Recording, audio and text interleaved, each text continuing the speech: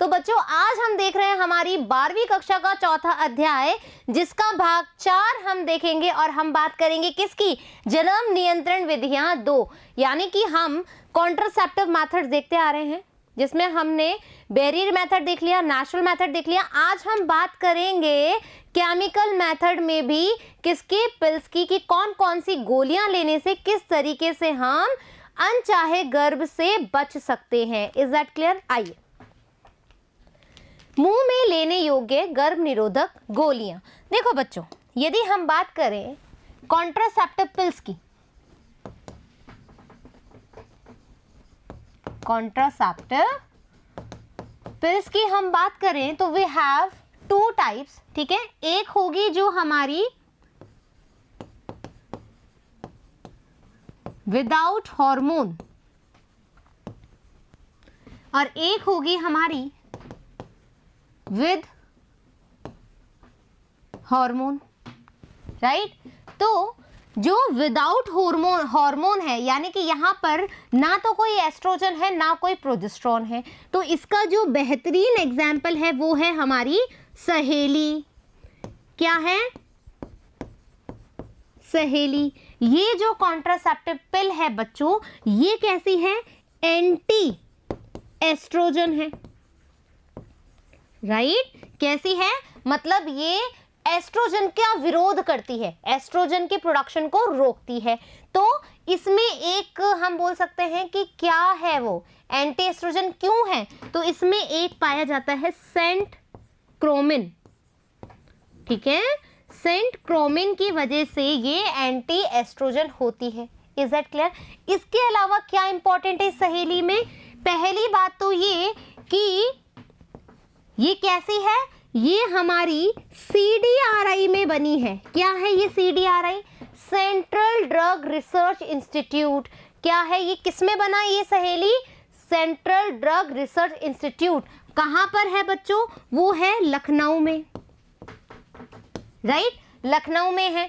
लखनऊ में है तो फिर क्या, फिर ये है कि बच्चों ये जो सहेली है, ठीक है, ये जो सहेली है वो 7 डेज में सिर्फ हमें एक ही बार लेनी है, यानी कि और गोलियों की हम बात करें तो वो हमें रेगुलर पर डे लेनी पड़ती है, बट सहेली ऐसी गोली है जो 7 दिन में सिर्फ और सिर्फ एक ही बार लेनी है। इस पे क्वेश्चन आ चुका है, ध्यान देंगे हमारे एग्जामिनेशन के एस्पेक्ट से। Is that clear? हमें 7 दिन में एक बार लेनी है। CDRI में यहाँ पर क्या हुआ है, इसका प्रोडक्शन हुआ है। क्या पाया जाता है? सेंट क्रोमिन इसमें पाया जाता है, जो कि क्या है, एंटी एस्ट्रोजन है, यानी इसमें कोई भी हार्मोन जो है नहीं होते हैं। Is that clear? Now with hormone, ऐसी कौन कौन से पिल है जिसमें हार्मोन पाया जाता है? तो यहाँ पर हमारे पास 2 तरह की है, एक है COC और एक है POC। अब ये क्या चीज है मैम? देखो, COC का मतलब होता है कंबाइंड ऑरल कॉन्ट्रासेप्टिव पिल्स, ठीक है। यानी कि COC में हार्मोन कौन कौन से प्रेजेंट है? एस्ट्रोजन भी प्रेजेंट है और प्रोजेस्टेरोन भी प्रेजेंट है। ऐसी गोलियां जिसमें एस्ट्रोजन और प्रोजेस्टेरोन दोनों है, कंबाइंड ऑरल कॉन्ट्रासेप्टिव, यानी कि एस्ट्रोजन भी प्रेजेंट है, प्रोजेस्टेरोन भी प्रेजेंट है। But in case of POC क्या है? जिसमें सिर्फ और सिर्फ प्रोजेस्टेरोन ओनली कॉन्ट्रासेप्टिव पिल हो, यानी कि ऐसे पिल जिसमें और सिर्फ क्या हो, प्रोजेस्टेरोन हार्मोन प्रेजेंट हो। Is that clear? यहां तक कोई डाउट? अब देखो, अब आप बोलोगे कि मैम इनकी कार्य प्रणाली क्या है। देखो, थोड़ी सी कार्य प्रणाली जानोगे तो चीजें इजी हो जाएंगी और लर्न करना नहीं पड़ेगा, क्योंकि समझ में आ जाएगी। Is that clear? तो कैसा हुआ? अब देखो क्या होता है बच्चों, हम बात कर रहे हैं हमारे मासिक धर्म की, यानी कि मेंस्ट्रुअल साइकिल की, ठीक है। हम बोल रहे हैं 1 to 5 डेज, 21 डेज, ठीक है। क्या होता है कि हर महिला में हर लड़की में जो मासिक धर्म होता है उसमें जो ब्लीडिंग होती है उसका समय अलग अलग हो सकता है। मतलब किसी महिला को वो 3 दिन तक ब्लीडिंग होती है, किसी को पूरे 7 दिन ब्लीडिंग होती है, किसी को 5 दिन तक ब्लीडिंग होती है, किसी को 4 दिन तक ब्लीडिंग होती है। यानी कि ये जो क्रम है वो अलग अलग तरीके से महिलाओं में वैरी कर सकता है, राइट। तो हमने क्या करना है, ये पिल्स खानी कब है ये चीज़ इंपॉर्टेंट है। तो देखो बच्चों, जब मासिक धर्म आता है उसमें जैसे ही आपकी ब्लीडिंग कम हो जाए, ठीक है, हो सकता है चौथे दिन पे हो जाए, हो सकता है तीसरे दिन पे ही हो जाए, हो सकता है दूसरे दिन पे ही हो जाए, depends on a female reproductive part, ठीक है, या फिर हम कह सकते हैं कि उनका जो मेंस्ट्रुअल साइकिल है उस पर डिपेंड करेगा। तो क्या हुआ कि आपने चौथे दिन से शुरू करी या 5वें दिन से, मतलब जो फर्स्ट वीक है, जो मासिक धर्म का फर्स्ट वीक है, 1 से 5 दिन है, उसके अंदर हम जो ये पिल्स होती है वो खाना स्टार्ट कर देते हैं। और कब तक खाते हैं, 21 दिन तक, ठीक है, फर्स्ट वीक से स्टार्ट करते हैं मेंस्ट्रुअल साइकिल के, और कब तक खाते हैं, 21 दिन तक हम खाते हैं। ये बहुत ही ज़्यादा अच्छी जानकारी है एग्जाम के अकॉर्डिंग भी। अब क्या हुआ, 21 दिन के बाद हमें 7 डेज का गैप करना है, ठीक है। अब ऐसा क्यों, ये जानना ज़रूरी है।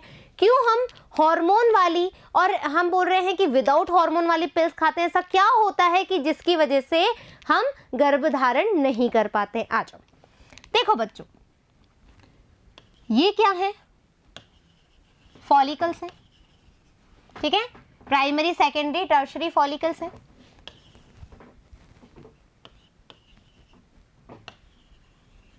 ये कार्पस लूटियम है। ये फॉलिकल्स जो है ये क्या करती हैं, ये एस्ट्रोजन रिलीज करती है, राइट, एस्ट्रोजन और बहुत सारा एस्ट्रोजन का लेवल ऐसे बढ़ता है, देखो ऐसे ऐसे ऐसे ऐसे ऐसे लेवल बढ़ता है एस्ट्रोजन का।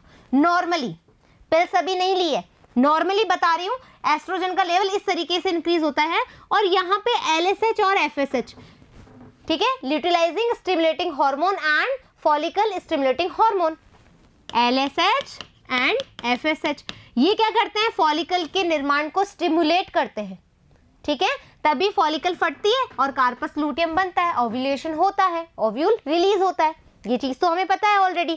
क्या होगा, जब एस्ट्रोजन का ऐसा लेवल बढ़ता है तो इजीली ओव्यूलेशन होता है, लेकिन हमने COC खाई, कंबाइंड ऑरल कॉन्ट्रासेप्टिव हमने खाई, क्या हुआ, देखो यहाँ पर अभी एस्ट्रोजन हमें नहीं चाहिए, हमें यहाँ पर एस्ट्रोजन नहीं चाहिए, यहाँ पे हमें ज़्यादा एस्ट्रोजन चाहिए नॉर्मल ओव्यूलेशन के लिए। लेकिन जब तुम COC खा रहे हो तो एस्ट्रोजन भी है और प्रोजेस्टेरॉन भी, और लेवल भी बहुत ज़्यादा है, ठीक है, लेवल बहुत ज़्यादा है। तो क्या होगा, आपको बता दूं कि एस्ट्रोजन जो है बच्चों वो FSH और LSH का बहुत ही बड़ा एनिमी है, दुश्मन है, ठीक है। एस्ट्रोजन जितना बढ़ेगा उतना FSH और LSH का कॉन्सेंट्रेशन कम होता जाएगा। लेकिन हमें यहाँ पर LSH और FSH ज़्यादा चाहिए, यहाँ पर हमें LSH और FSH ज़्यादा चाहिए, लेकिन यहाँ पर तो एस्ट्रोजन की मात्रा हमने बढ़ा दी, और जब मात्रा मैंने बढ़ा दी तो ये स्टिमुलेट नहीं कर पाएगा, ओव्यूलेशन नहीं होगा और गर्भाधान से हम बच जाएंगे। पता लगा COC कैसे काम कर रही है। प्रोजेस्टेरॉन का क्या रोल है मैम, है ना, देखो प्रोजेस्टेरॉन जो है वो प्रेगनेंसी हार्मोन होता है, ठीक है, प्रेगनेंसी हार्मोन होता है बेसिकली, जो कि प्रेगनेंसी के लिए जिम्मेदार है। तो यहाँ तो हमें प्रोजेस्टेरॉन चाहिए ही नहीं, फिर भी प्रोजेस्टेरॉन है, तो क्या वर्क है, देखो जो एस्ट्रोजन है बच्चों,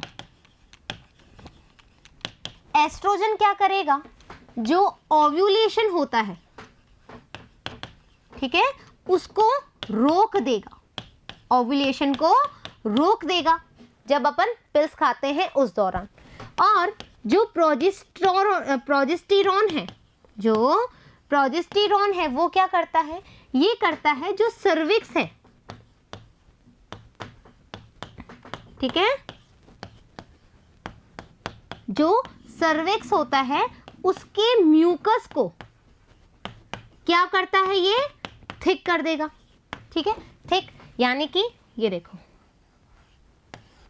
ये सर्विक्स है, यहां पर इस म्यूकस को यदि थिक कर दो, ठीक है, तो जो पीनस होता है उसमें से जो स्पर्म होते हैं वो अंदर आगे जाकर के इजैकुलेट नहीं कर पाएंगे, इजैकुलेट नहीं हो पाएगा प्रॉपर, और जब इजैकुलेट नहीं होगा तो क्या होगा, फ्यूजन नहीं होगा, और फ्यूजन नहीं होगा तो कोई फर्टिलाइजेशन नहीं होगा, फर्टिलाइजेशन ही नहीं होगा तो कोई भी हमारे पास स्पर्म और ओव्यूल का फ्यूजन ना होने से कोई भी हमारे पास जायगोट और एम्ब्रियो नहीं बनेगा। Is that clear? तो सर्विस म्यूकस को थिक करने का काम कौन करता है? प्रोजेस्टेरॉन। और इसके अलावा ये क्या करता है, ये करता है जो यूट्रस होता है बच्चों, उसकी लाइनिंग को क्या करता है? थिन करता है, या हम उसको बोलते हैं कि ये हॉस्टाइल करता है।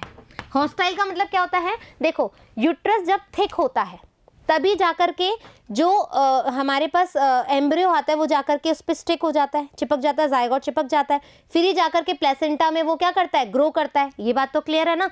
अब जब तुम यूट्रस की लाइनिंग को ही पतला बना दोगे, ठीक है, यूट्रस की लाइनिंग को पतला बना दोगे तो वो वहां जाकर के स्टिक नहीं होगा, और स्टिक नहीं होगा तो वहां जाके डेवलप ही नहीं करेगा। Is that clear? तो समझ में आ गया कि प्रोजेस्टेरॉन और एस्ट्रोजन कैसे पिल्स के तहत काम करता है। Is that clear? Done everything. अब आप बोलोगे कि मैम जो एंटी एस्ट्रोजन है या जिसमें हार्मोन नहीं है वो कैसा काम करेगा? अरे भाई, तुम जब एस्ट्रोजन ही नहीं दोगे जहां पर एस्ट्रोजन की जरूरत है, ठीक है, जहां पर एस्ट्रोजन की जरूरत है वहां तो एस्ट्रोजन चाहिए ना, तुम एस्ट्रोजन दो ही मत, तो सीधी सी बात है वहां पर भी क्या नहीं होगा? प्रॉपर जो एस्ट्रोजन है वो बेसिकली क्या करता है? यूट्रस को थिकनिंग, यूट्रस को मोटा बनाने का काम करता है। तुम एस्ट्रोजन नहीं डाल रहे हो तो डेफिनेटली वहां पर भी ओव्यूलेशन नहीं होगा। Is that clear? दोनों बातें क्लियर हो गई। अब अपनी बुक में देख लें क्या लिखा हुआ है। मुंह से लेने योग्य गर्भ निरोधक गोलियां, यह मुंह से टिकिया के रूप में ली जाती है। ये गोलियां के नाम से लोकप्रिय है, पिल्स के नाम से, गोलियों के या गर्भ निरोधक गोलियों के नाम से बहुत ज्यादा ये पॉपुलर है। गर्भ निरोधक गोलियों को दो समूह में विभाजित कर सकते हैं, हार्मोन रहित गोलियां सहेली, हार्मोन युक्त गोलियां पीओसी और सीओसी। हार्मोन रहित गोलियों में ये हार्मोन नहीं होते हैं, लेकिन ये टारगेट हार्मोन की उत्पादन एवं स्त्रवण को नियंत्रित करती है। तो सहेली किसके मतलब सिक्रीशन को नियंत्रित करेगी? एस्ट्रोजन के। Is that clear? तो उदाहरण सहेली जैसी गोलियां, यह हफ्ते में एक बार ली जाने वाली गोली है। चूंकि ये हफ्ते में एक बार ली जाती है, इसमें कोई भी हार्मोन नहीं है, तो ये हार्मोन इम्बैलेंस प्रॉपर, मतलब हम कहेंगे कि ये हार्मोन इम्बैलेंस ज़्यादा नहीं कर पाएंगे, तो डेफिनेटली इसके दुष्प्रभाव बहुत कम होंगे, और ये उच्च निरोधक क्षमता वाली भी होती है। सहेली पर क्वेश्चन आ सकता है, जो जो इसके अच्छे फीचर्स हैं याद रखेंगे। हार्मोन युक्त गोलियों में गर्भ निरोधक प्रोजेस्टेरॉन और एस्ट्रोजन यानी कि सीओसी और पीओसी का संयोजन होता है। ये गोलियां 21 दिन तक प्रतिदिन ली जाती हैं, और इन्हें जो माहवारी के प्रथम 5 दिनों, मुख्यतः पहले दिन से ही शुरू कर लेनी चाहिए। Is that clear? गोलियां समाप्त होने के 7 दिनों के अंतर के बाद जब पुनः ऋतुस्राव शुरू होता है तो इसे फिर से वैसे ही लिया जाता है, यानी 7 डेज का गैप देते हैं हम। क्यों देते हैं? क्योंकि जो भी हमारी यूट्रस की लाइनिंग को थिकनिंग किया गया है या जो भी चेंजेस आए हैं उसको हम नॉर्मल फॉर्म में आने दें, ताकि दोबारा हमारे पास मेंस्ट्रुअल साइकिल आ जाए। तो बच्चे जो गोलियां लेती हैं ना फीमेल, उसमें क्या होता है कि मासिक जो हमारा महामारी है या जो हम कह सकते हैं जो ब्लीडिंग होती है वो बहुत कम हो जाती है, या फिर कुछ में बंद ही हो जाती है। तो उसको नॉर्मल फॉर्म में आने के लिए हम 7 डेज का गैप लेते हैं। इसीलिए कहते हैं कि जब महामारी आती है उसके पहले दिन से 21 दिन तक हम दवाइयाँ लेते हैं और लास्ट के 7 डेज को छोड़ देते हैं। Is that clear? तो यह क्रम तब तक जारी रहता है जब तक गर्भ निरोधक की आवश्यकता होती है। जब तक आप गर्भ धारण नहीं करना चाहते हैं तब तक आप इन दवाइयों का यूज कर सकते हैं।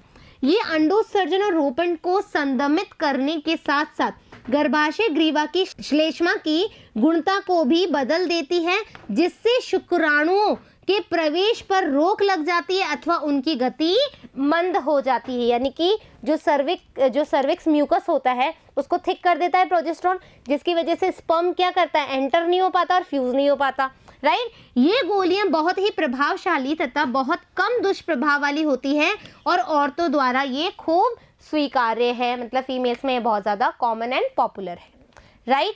टीका के रूप में। अब क्या होता है, कुछ मतलब हम कह सकते हैं इंजेक्शन के रूप में भी हम कॉन्ट्रासेप्टिव केमिकल मेथड को यूज करते हैं। आजकल टीके के रूप में गर्भ निरोधक साधनों का उपयोग किया जाता है। इन टीकों में स्टेरॉइड हार्मोन जो है उपस्थित होते हैं। इन टीकों में क्या होते हैं, स्टेरॉइड हार्मोन उपस्थित होते हैं बच्चों। इनको हम देखो क्या होता है, ये जो मस्कुलर होता है, मतलब इंट्रामस्कुलर इंजेक्शन होते हैं। इसमें हम क्या कहते हैं, इनको हम डेपो इंजेक्शन भी कहते हैं। क्या कहते हैं, डेपो इंजेक्शन कहते हैं।